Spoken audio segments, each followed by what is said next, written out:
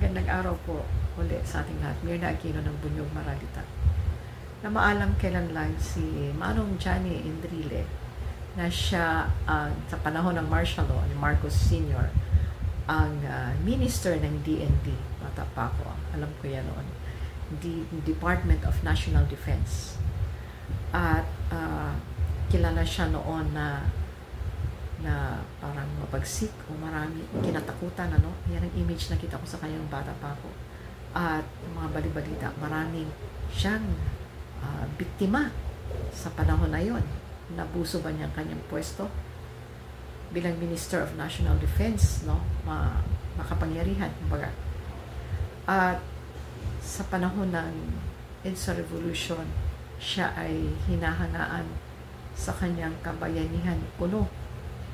Sila ni Ramos, no? Pero lalabas at lalabas din, makikita ko nung talaga ang tunay mong pagkatao.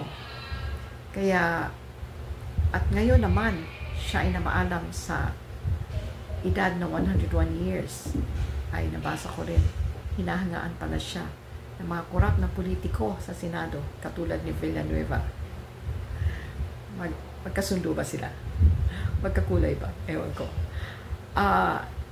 Siya ang kilala rin na pagdating sa logging business.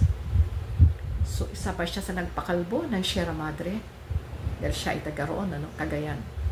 At siya rin pala ay ganun din sa mga kagubatan ng Samar. Kaya sa kanyang yaman na ito, yumaman sa negosyong ito, ay kaya niya napahaba ang kanyang buhay, 101 years. Pero siya ngayon ay namaalam sa panahon na kagitnaan ng mga investigasyon ng korupsyon.